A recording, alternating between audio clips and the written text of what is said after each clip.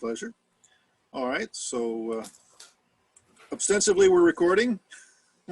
Cool. Welcome to the Tampa Bay Inventors Council. We're a nonprofit organization established in 1983, and our whole goal is to try to bring the inventing world to everyday people, and we do that with education and by meeting with successful inventors such as Warren. So Warren, why don't you tell us a little bit about your experience in developing a better block? I'd love to, Wayne. I'd love to share my experience with Inventor. And what you said about helping inventors, that's one of my missions. Not only helping in older inventors of my generation, but also young kids. Like anything I can do to help inventors, I'm kind of all in. But sharing some of my experience with Better Blocks. Better Blocks was my most successful invention. And it kind of happened to me when I was probably in with my early 30s, mid 30s. Mid 30s. And it was a little bit unexpected for me. Like it came about because I've always loved working with kids and I loved inventing kids' toys. Better Blocks, I'm not sure if everyone's familiar with it, but they were very successful in the 90s. They were a building block system. They were like Lego, but when my blocks clipped together, they moved. So kids could build whole models that moved. And they really loved that. We had glow-in-the-dark blocks that used to glow in the dark, and we had magic color change blocks that kids would dip in warm water and then change color.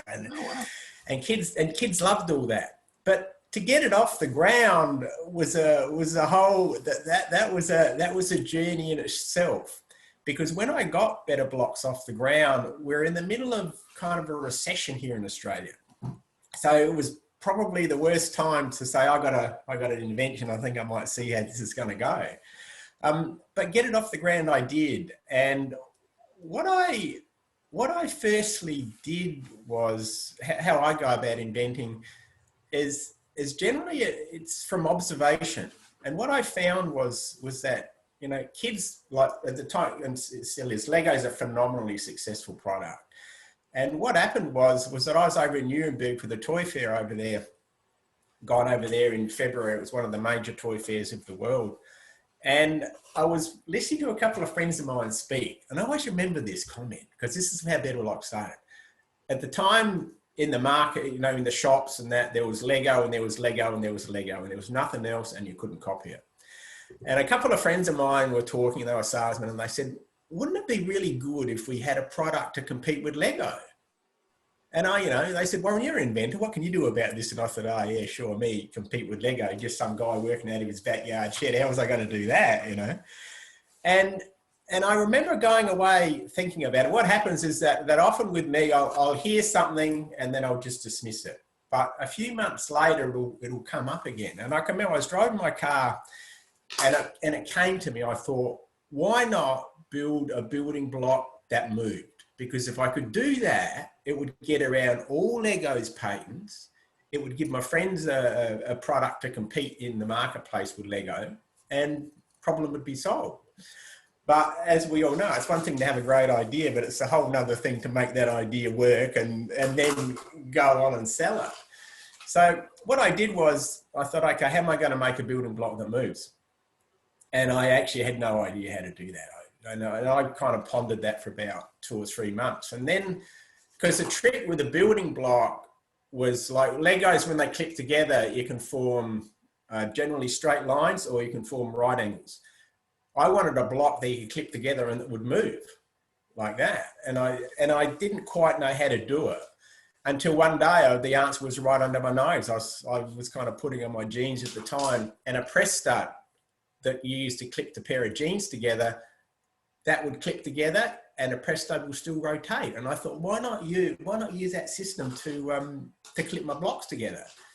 And that was really the basis of I built a whole construction system around that one simple observation. And like you guys as inventors and guys and women as inventors, often your inspiration comes from all different sources.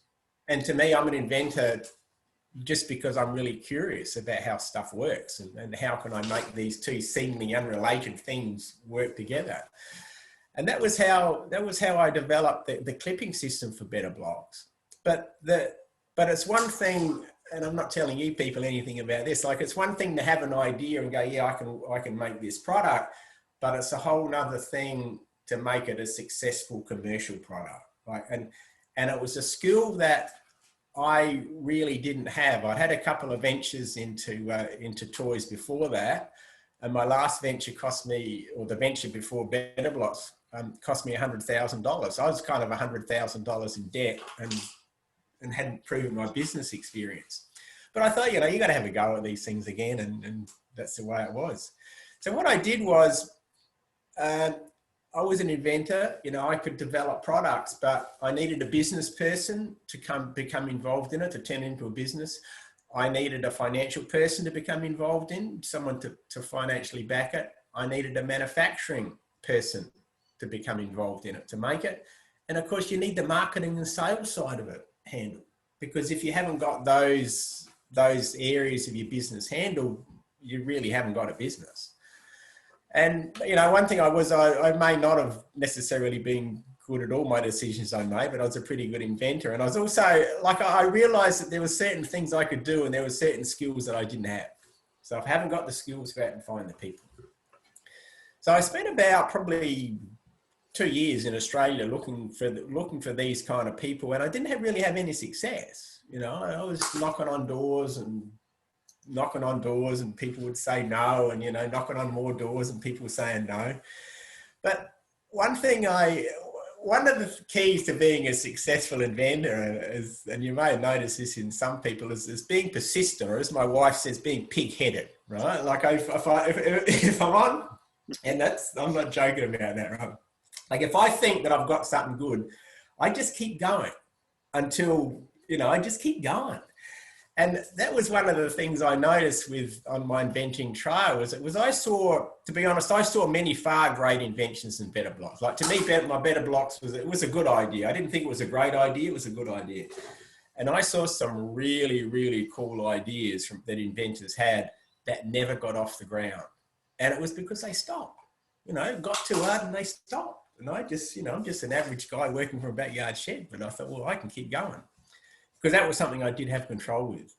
And in the end, I found a gentleman called Kelvin Claney. He was a New Zealander who was living in Florida. And he was a very successful direct marketing person.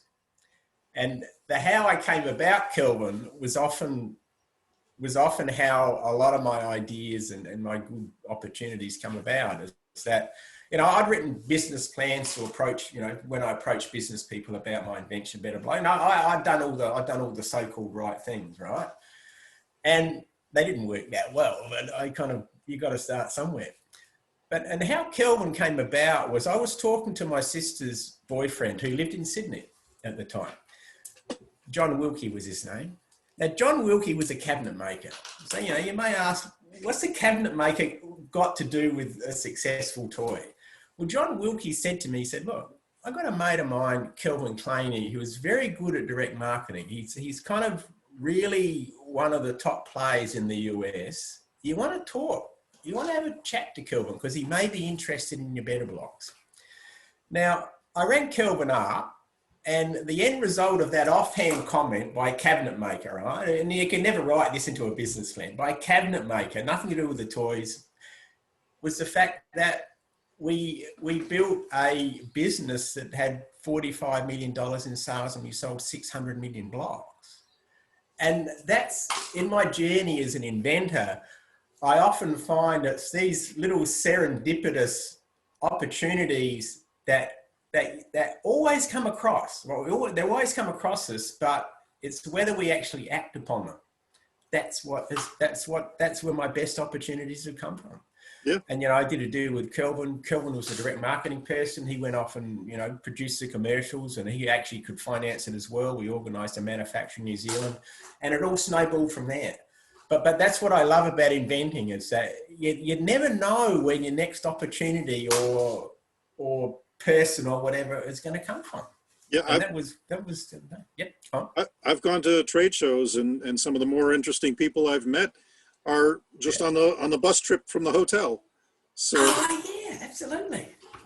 And that's exactly it. You're like I was an introverted guy, right? I was an introverted, not very nice guy, to be honest, when I was in my younger days. I like to think I've got better now, and some people say I haven't. One of the things I realized was that being an introverted guy working in his backyard shed, I was never gonna really. I needed to change who I was to become more successful, to get where I'm going. So I started to change those things, and to do that, I had coaches and did workshops and all sorts of things. But the interesting thing was that often I would go to a workshop, or like you said, you'd go to a workshop and you'd be on a bus, and the real priceless thing was not actually going to the workshop, but the person I met there, who would be, who would be just the key person I needed to get to take the next step in my project.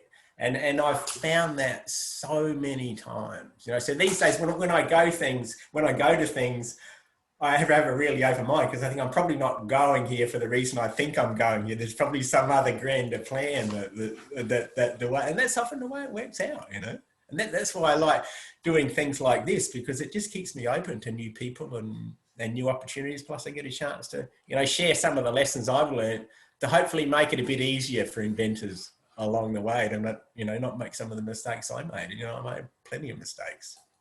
yeah, it's easy to be introverted, but Yeah. you do need to be able to step out of that shell, because if you can't pitch, if you can't uh, express your ideas Yep. coherently, Yep. then nobody's gonna take you seriously.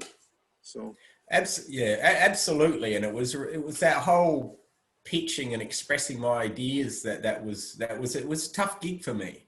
But what I found was that, and I know other people have said it, but people really invest in you, not so much your ideas. And it's a bit of a hard thing to explain, but generally when I talk about my ideas, I believe in them, and it kind of comes across.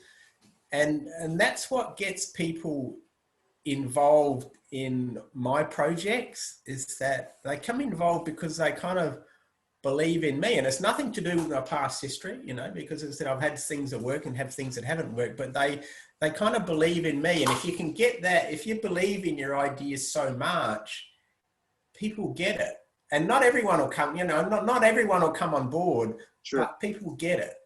And that's the real, and I don't quite know how to do that, how to teach that, but that's the real key, I find, to successful people, whether it be like an Elon Musk or anyone, like they believe in what they do.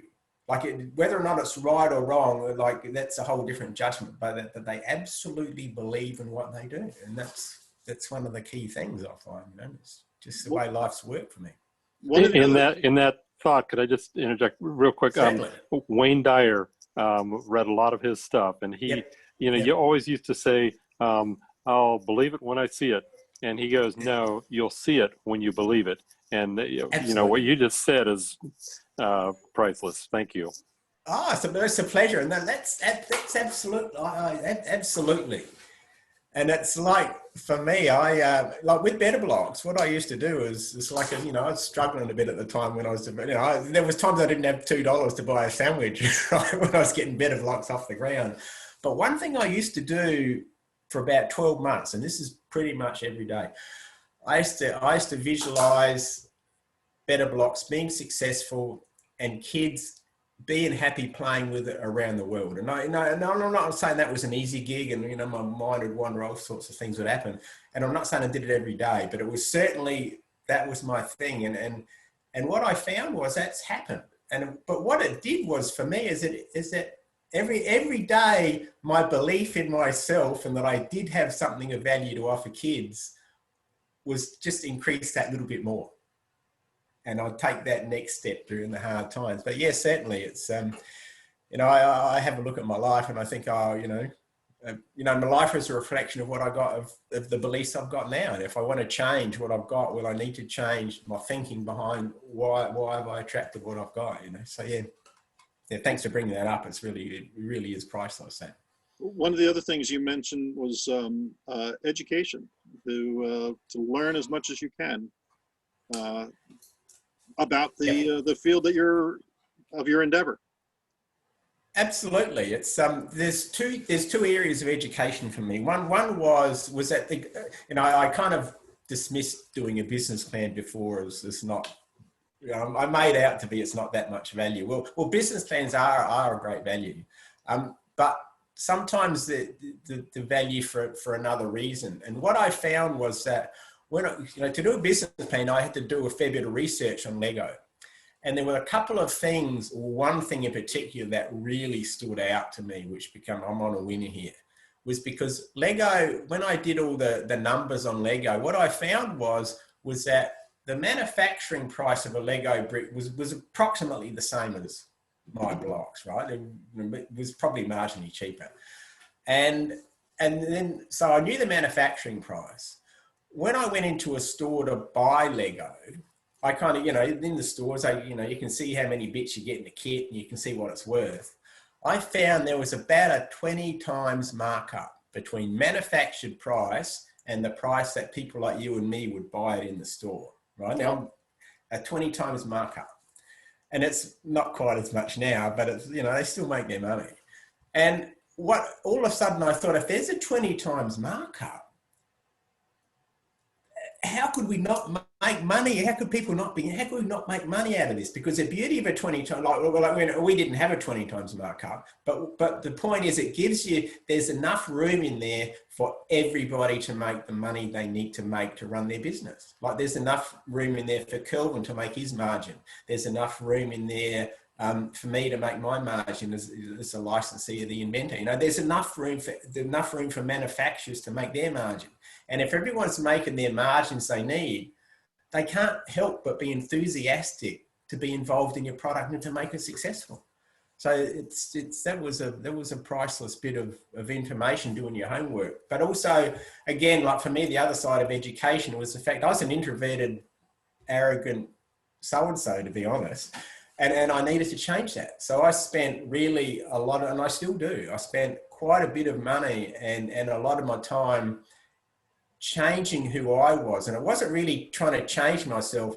It was really trying to handle the habits that didn't work for me. So more of who I was, which is, you know, I love chatting to people and I love sharing my ideas. So more of who I was would come out. And that was, I think, truly what's made the difference to my life and successful as I worked on certainly the products, but I worked on myself. So I was just a better person to do business with at the end of the day. Because at the end of the day, you know, people do business with people that they like. And if they don't like you, it doesn't kind of matter really what you got. Sometimes they're not going to do business with you. You know? Well, I'm sure you met with some resistance on some fronts. Oh, yeah, absolutely. Like I met it with a lot of resistance. As I said, I tried in Australia for 2 years to get better blocks off the ground. And all I got was no's. You know, there was no's and there was no. And that was with big companies, private individuals, the whole box and dice.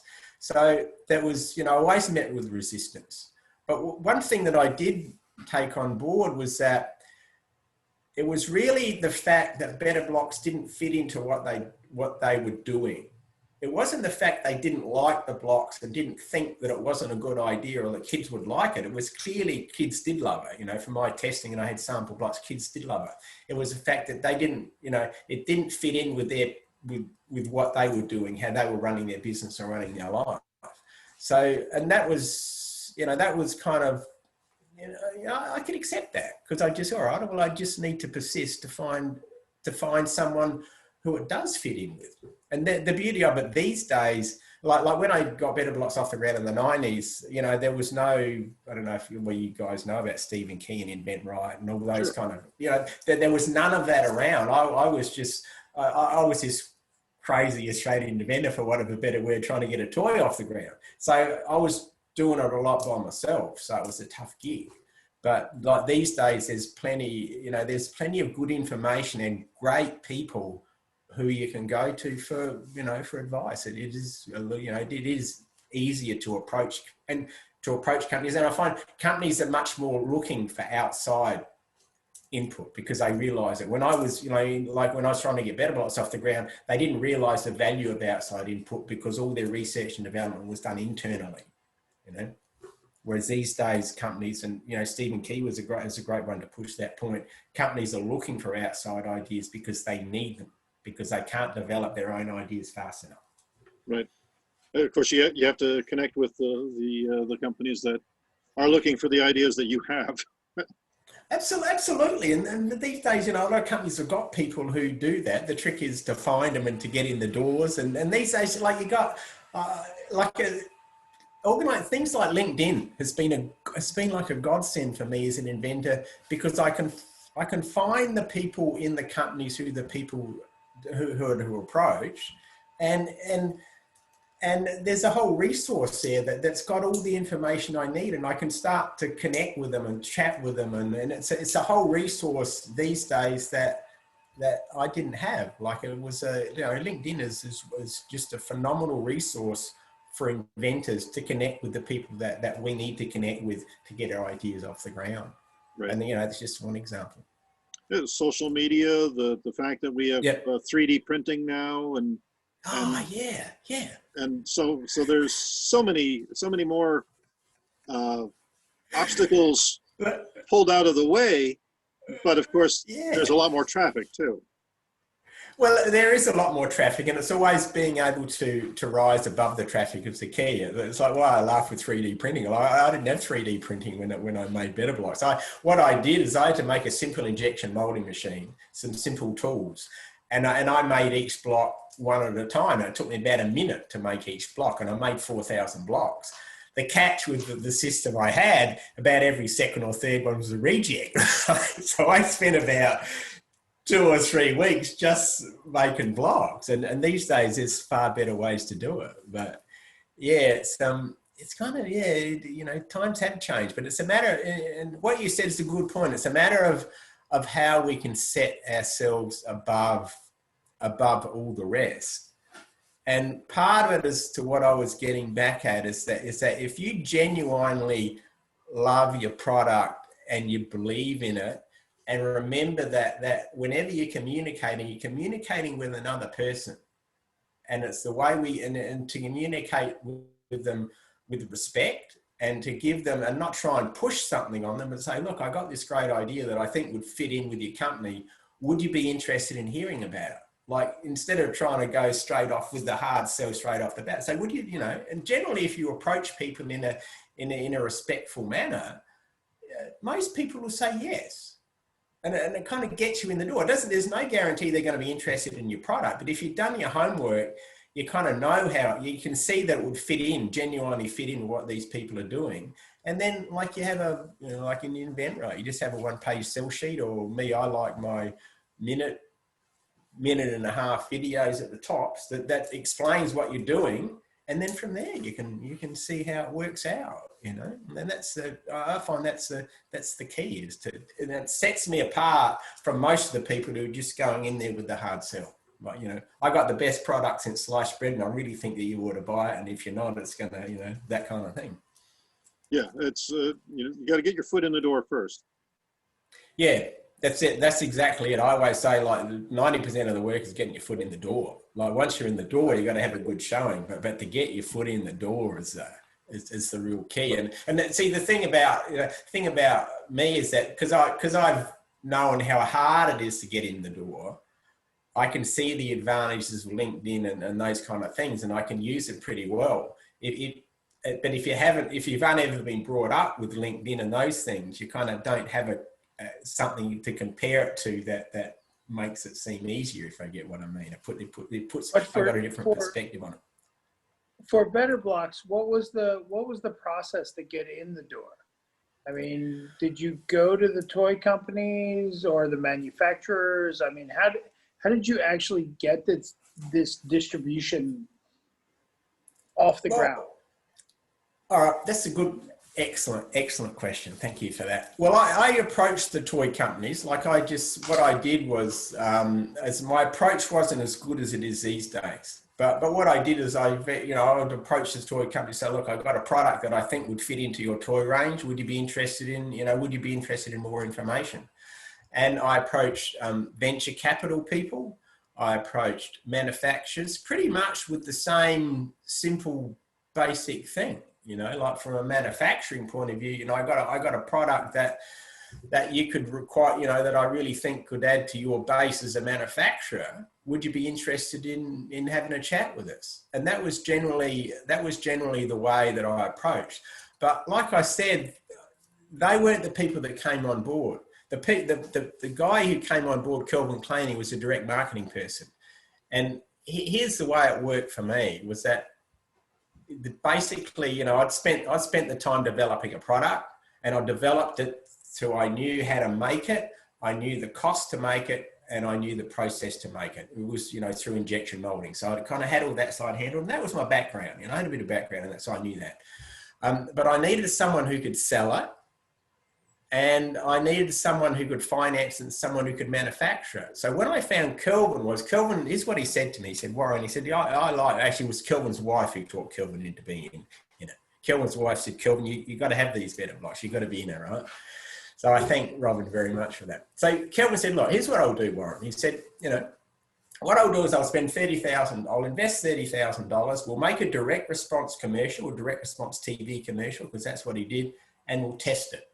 Right. And if it works, we'll shake hands and we'll have a deal. We shook hands and he said, if it works, we'll do a deal. If it doesn't work, say goodbye. That's the way it is, So what Kelvin did is he made a direct response commercial, and it did work. Right. And the beauty of direct response commercials was that you're making, like, you can only afford to run the commercial if it's making money for you. Like any direct, like the direct response commercials and shows you see on TV, they're only still there because they're making a profit. If they're not making a profit, they can't still be there. Right. So we made a profit on it. And what Kelvin did was from that profit, he reinvested it in more commercials. He reinvested it in some more tooling so we could expand our range slightly. So that's how it rolled out on the direct response side of it. So that's how the business first got off the ground. Now you had to have a product first, right? Yeah, I had to have a product. I had to have a product. So that's right. So I'd had the development side of it. So what Kelvin said is he was involved, or he knew a manufacturer in New Zealand. So what I did is I went to David Williams, a guy in New Zealand who owned a plastics molding company in New Zealand, and said, look, Kelvin's interested in selling it. How about you making it? So David Williams, when he heard about he said, okay, we'll see how it goes, on your testing. When the testing worked, David said, yeah, we'll make it. What we'll do is we'll tool up to make it, and Kelvin paid for some of the tools, and they tooled up to make it, and David Williams made it out of New Zealand. So on the back end of a successful testing program, we got the manufacturer came on board. So we had the manufacturing sorted out, we had the marketing sorted out, and we had the finance that was needed to sort it out because because Kelvin funded the initial injection of money himself, and because the commercials were profitable, the profits we reinvested back into the business. So, or some of the profits, Kelvin kept some of the profits we reinvested back in the business. So that was actually how that bit worked. The next evolution of it, though, is the problem with direct response commercials is they only have a limited lifespan. And like we were the longest selling toy product, we were the longest selling direct response product ever. We sold by direct response for 9 years, and that was unheard of. And that was a product that initially the direct marketing people said, you never sell toys on TV by direct response because kids haven't got credit cards. What they forgot was with the kids saying, Mum and Dad, come and look at this, we need some of these, right? So that was how that worked out. But what didn't work out was the retail side of it. Like if you want longevity, you need to get into the retail side of it at the time. And what I realized was, and this is further down the track, was that Kelvin was very, very good at direct response marketing. but that was what he was good at. When it came to supporting retailers to sell your product for you, that's not really what Kelvin did. So although we got into the Toys R Us's at the time, and I think it was in Walmart as well, we never did that well there. And that's because the business side of the deal was not quite, just not what Kelvin did. And I was a young inventor. I didn't really know at the time, but the difference, but that's not what Kelvin did. So we never quite got it really into the big time. And that's because of the people involved. And I didn't know any better. I know better now, but I didn't know any better at the time. At the time, were you just licensing it, or did you actually form a company and have payroll and people on staff? Or no, what I did is I licensed it. I licensed it to Kelvin. And so I collected a royalty off it, but I was also involved in development of new product. I didn't develop as much product as I would have liked to. Like knowing what I know now, I'll do it differently. But yeah, I licensed it, and I was involved a little bit in the development of it. And also I was involved in the production of the commercials for it that Kelvin produced. So I used to build all the models and do various things. So I was involved in it. But no, not as a business sense. We were still, I collected a royalty from it. I had my company. Kelvin had his company that did all the direct marketing, and David Williams had his company that did the manufacturing. So we were kind of an independent group of people that came together. Well, I think that's probably the system that most inventors prefer, is to come up with a great idea, and then successfully license it and collect royalties, and then go on your yacht or whatever you can afford after that. But obviously, not everything is a home run. Not everything makes $45 million. No. And so a lot of times, an inventor will come up with one product, and there'll be, a few dollars coming in the door. Yep. And they'll still have to invent something more. So yep.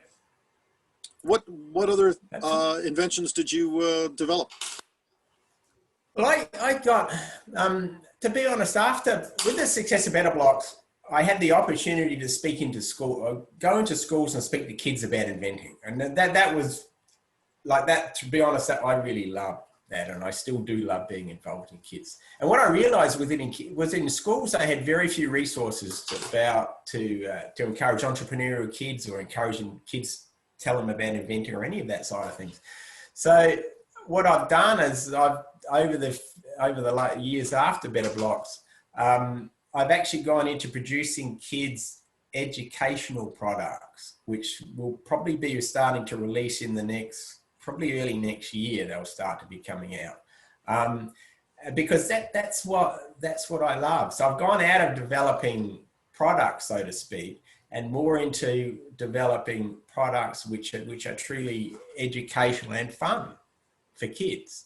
And that's what I love doing. We develop some kids' entrepreneurial products. I also have a couple of construction systems that are like the basis of an educational product to fit in with the kids who love making stuff, which are kind of left out. Those kids are often left out of school these days. We have some products, construction kits. And also we're looking at re-releasing Better Blocks next year.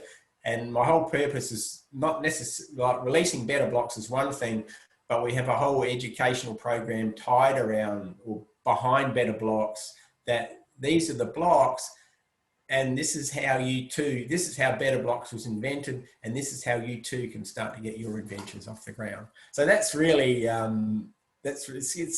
next year got some exciting times coming out for me, but it's been, to be honest, it's been about a 15-year slog development process. I've had my ups and downs in those years. So yeah, that's really where I'm at. It's what I love doing.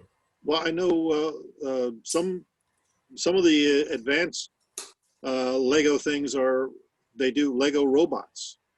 And yes. So there's a whole Lego league of robots. Absolutely. And so maybe there should be a robot Better Blocks, because they've got more movability. So well, we're kind of doing that. The new stuff that comes out will do that, and we got some really exciting bit for me is that inadvertently I work with kids, and we used to build models out of cardboard. We used to build models out of cardboard, right? And it just started off as a fun thing for me. And what we've developed is a whole construction system, ways of building models out of cardboard that have this unique way to join all the parts together. And out of these models, we can use like syringes to hydraulically power them. We can bring in electronics to power them, and we can bring in rubber bands to power them. We can bring in air to power them. So there's a whole series of things we can go out of there, and that's really where I like to go. But it's more. See, Lego have great robotics and they have great models and great stuff, but you never find out about how the inventors behind them create their inventions for this stuff. Like Lego don't tell you that. They don't tell you that kind of stuff that kids love to know, or the inventors love to know. And that's really the thing that we're looking at doing with all our products is to bring in something that Lego don't tell you. Like Lego don't tell you how the guy invented it, how the English guy who invented the big blocks come up with, and how for 10 years in the 50s, I think it was, how for 10 years no one was interested in the block. And they don't tell you all that stuff that's key to inventing. But certainly what they do, their techniques is great, and that's the thing that I like to. Well, Lego also has a reputation now as being one of the most painful things you can step on. Actually, it's amazing what why I laugh was that I never knew some of this stuff, right? But parents used to come up to me and they say, "Oh, your better blocks are so good," and I go, "Why is that?" And often they'd say, "Well, because in the middle of the night when we're walking around after our kids have left and spread on the lounge room floor, we step on them and they don't hurt our feet." So it's this unexpected stuff. Like it's an interesting comment, but it's true. It's amazing what attracts people, what attracts parents. Well, for social media, that would probably be a really good angle to promote your thing on. It is absolutely and it's a little key. Yes, Ray, you got your. Oh, sorry, I thought Ray had his hand up. He wanted to ask a question. Yeah, like it is. And it's, one of the things, it's an interesting when you get, we had joiner blocks that would say better blocks to fit onto Lego. And I always, I thought it was a cool idea. But the interesting thing was it was a very good marketing pitch. And we only found this out later. It was a very good marketing pitch, but kids very rarely use the joiner blocks. Kids would either use, because they had the better blocks, they go, "Oh, I got Lego." So they'd bring their Lego blocks out and they'd build stuff with their Lego, and they'd build stuff with their better blocks. But even though they had the joiner blocks, they very rarely combine the two kits together.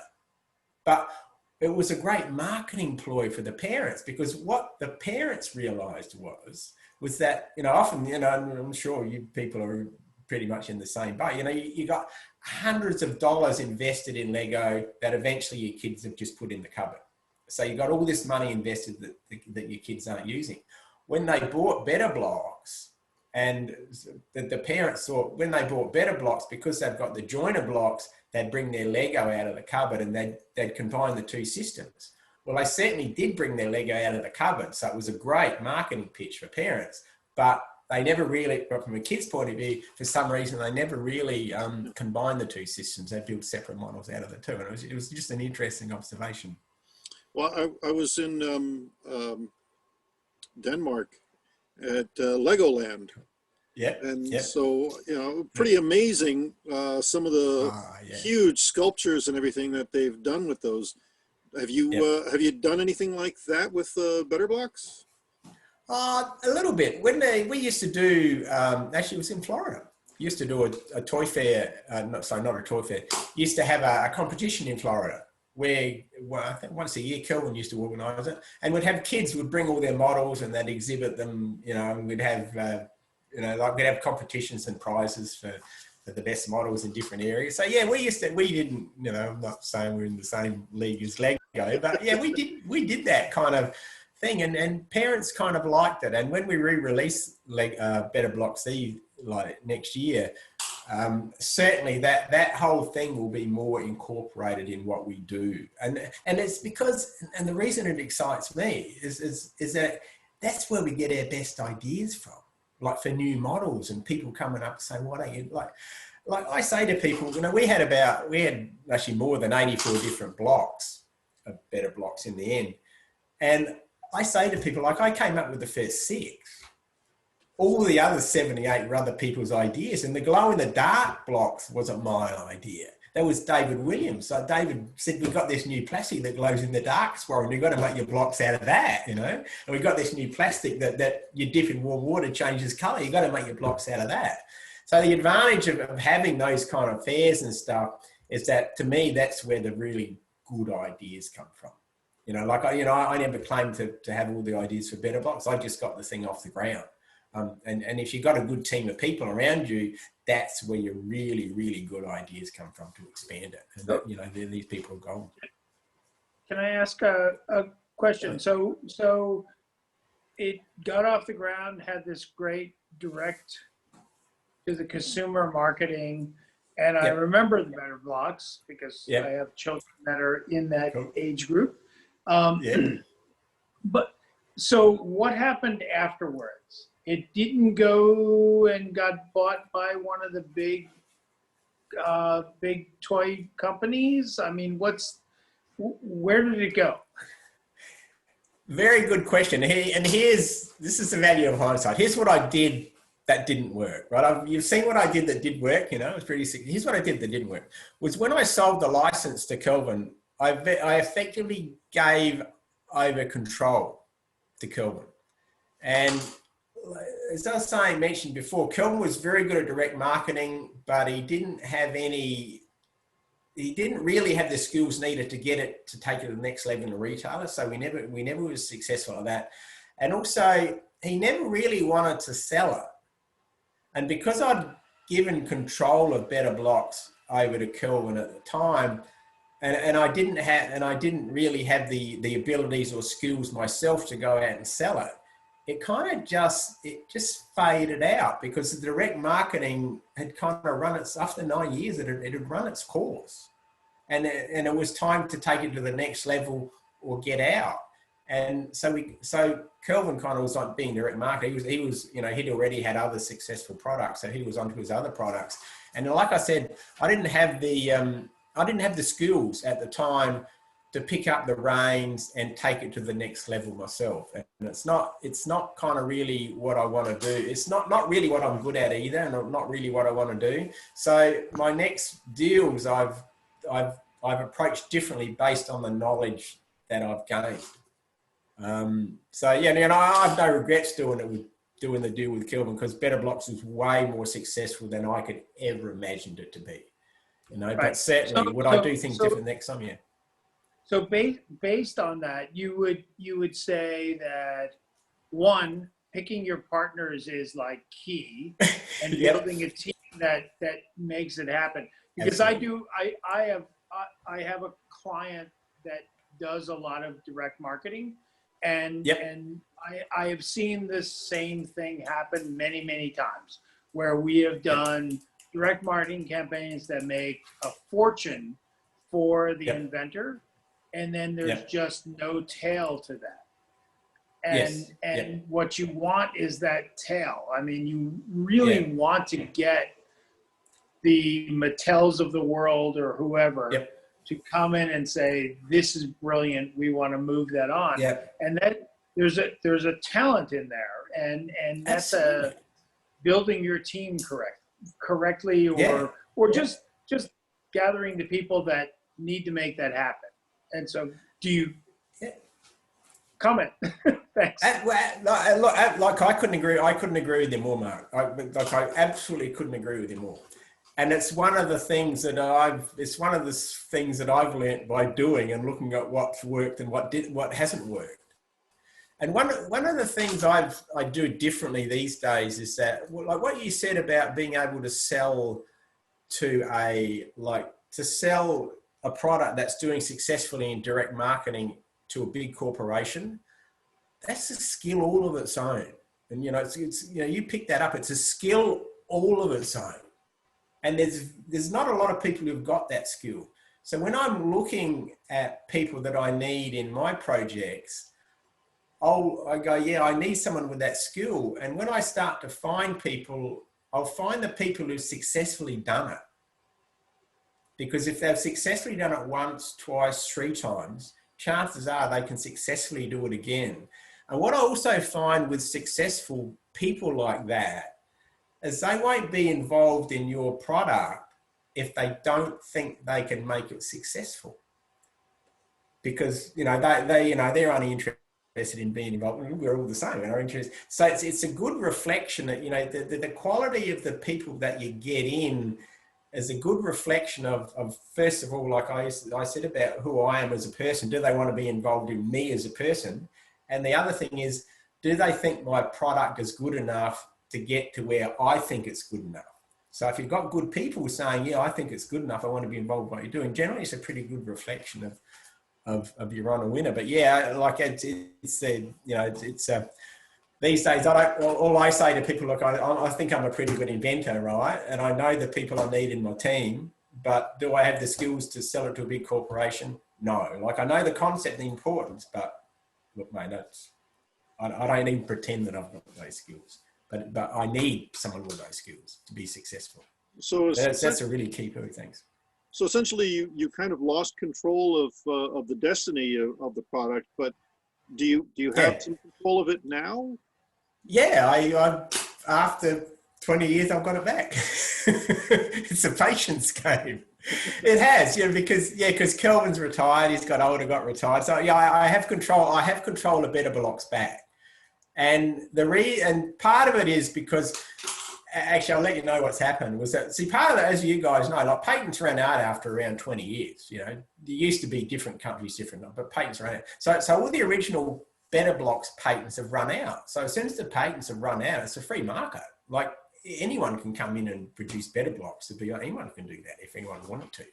But what we've done is that what I found was with the Better Blocks, and Lego's the same, was often when kids would click the blocks together, they had trouble pulling them apart. And this is another thing I never knew, but and parents didn't like the fact that the kids had often put the blocks in their mouth to pull the blocks apart. With Better Blocks, we had a tool, but the kids wouldn't use the tool because it's easy to use their mouth. So it's always a little bit of like to do something about it. So with our new Better Blocks, although they still fit to the old Better Blocks, they have like a pop-off system. So you can, if you squeeze the side of the blocks will actually come apart really easily. So we've come out with a new, the advantage of that is that we can repatent our blocks. So we can come out with a unique feature. But yeah, I've learnt my lessons, and although I've got some partners in with it, yeah, I have control of it this time, for better or worse. We'll see how that works out, you know. Well, now, 20 years, the people that were playing with the blocks in the past now have their own kids, so there might be some nostalgia. Oh, I used to play the. Yeah. It's true. Like, it still never ceases to amaze me that people still remember Better Blocks, and a lot of people do remember Better Blocks. And I have people come up to say they're doing what they've done with Lego.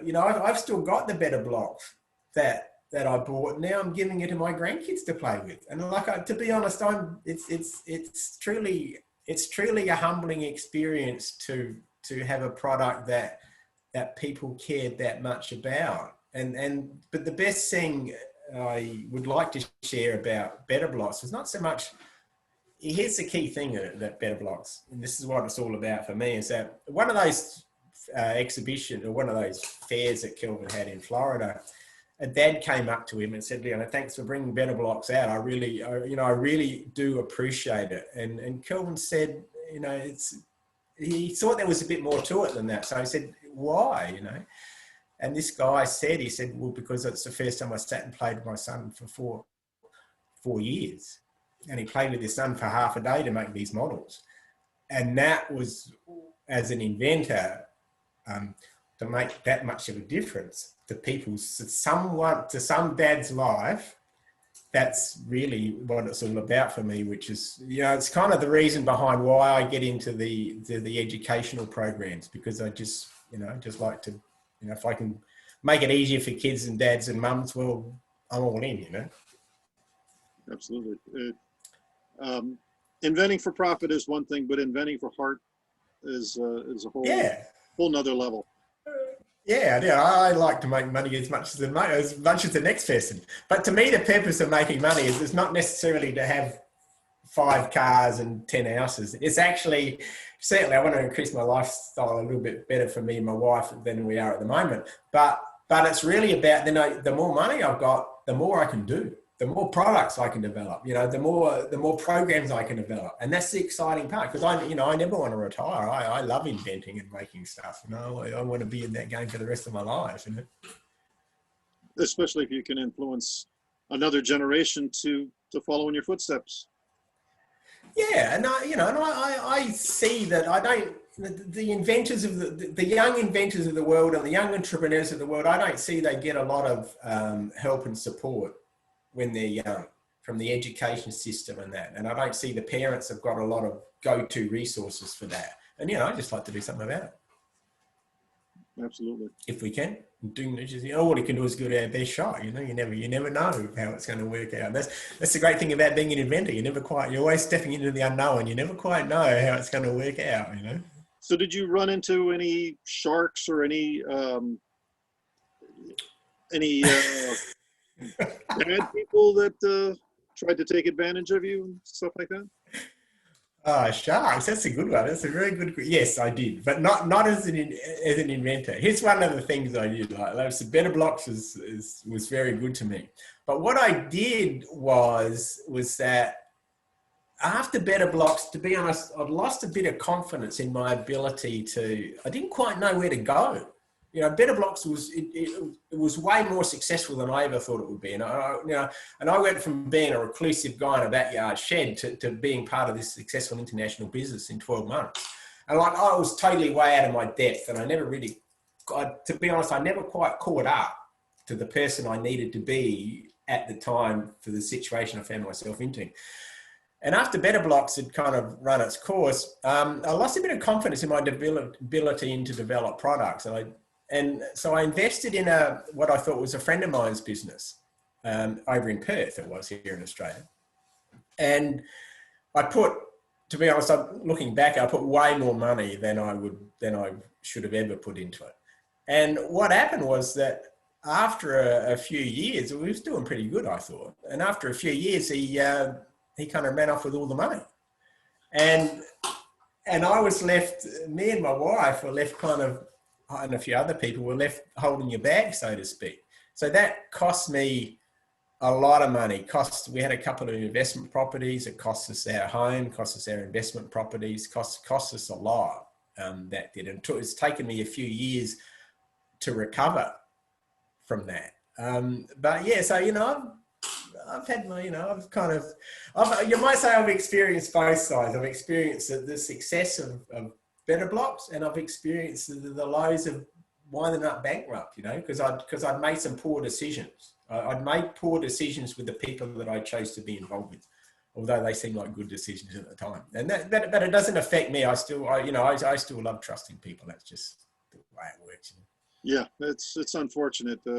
We've had some instances in the inventor community where bad things happen, and you know, people that you hope that you could trust wind up, you know, obviously, and we've seen that from a lot of the direct response companies that prey on inventors, that, you know, promise you the moon, and you know, I've invented this new comb. Oh well, that's the best invention in the whole world, and you know, you get a song and dance, and you know, and their whole pitch is to separate you from your money. So yeah, pretty much. But I think they're a bit, to be honest, I think they're a little bit obvious as to when they're trying to do that. And it comes back to what I was saying before. And actually, Ray, I must apologise for calling you Mark before. I got my names a bit mixed up there, so apologies for that. But I must say that this is pretty obvious. And it's one of the reasons that I asked people, you know, tell me a bit about who you've helped and how it's worked for them. Because if, you know, if they got a track record of genuinely being successful people, or, you know, helping people be successful, they'll tell you about them, and chances are that's what they're going to do. And I was involved probably about 12 months ago with actually a similar kind of company who you said that they do help out inventors. And I had a really good experience with them. But that was because I got to know the people, and although we didn't go ahead and do a deal, we actually finished what we were doing. You know, they weren't the company to go with in the end. You know, there are some great people out there, but it's a matter of sorting them out. And the way to sort them out is just to ask a few questions and find out their track record. You know, find out their track. The key is find out their track record. And even if they're new, I don't have a problem if people are new and say, look, I'm just new in the business and I'm, you know, I just want to get started. I've no problem with that, so long as you know where you stand. It's when you don't know where you stand when the disasters happen. You know, that's kind of why, you know, I lost my money at one stage, because I didn't ask the right questions. It's always an education, and I see we're kind of run the full hour. I want to open it up if anybody else has a question or comment or wants to ask anything. Please feel free to unmute yourself and ask. How do we get a hold of you?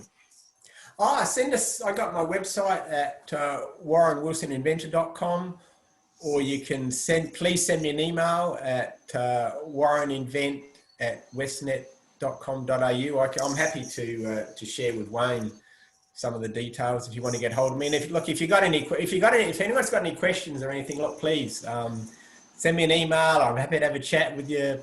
You know, I love the opportunity to help out inventors wherever I can. And, you know, and often it's a two-way street, you know. Well, you shared with me a couple of PDFs of your books. Oh, yeah. Yep. You, yeah, I can always plug my books. Yeah, well, actually, I wrote a book about here's what I found. I wrote a book about how I go about inventing inventions, and about some of the common problems that most inventors face and the solutions that I found to them. And if you want to go to my book, my website, warrenwilsoninventor.com, and just click on the ebooks link, you'll see there's 3 books there that I sell as a set that are actually about all the lessons I learned from Better Blocks. You know, some of the, you know, the good things I learned and the other things I learned, and it's about the problems that I face along the way and how I approach them to overcome them. And chock full of examples and and stuff like that. So yeah, I have a lot of, you know, I use, you know, I'm a person who learns by loves people's stories and examples. So yeah, in my books I have a lot of, you know, examples of you know what I'm talking about, just because I think it makes it more interesting. All right, well, Warren, I really appreciate you. I guess what time is it there now? Is it? It's 11:02 on Thursday morning. So if you want to know what happens on Thursday, let me know. All right, I'll tell you. Well, can't thank you enough, young man. Sure appreciate it.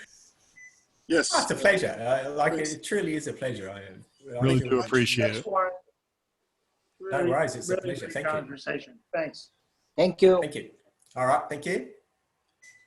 I'll go ahead and stop our recording. Yep.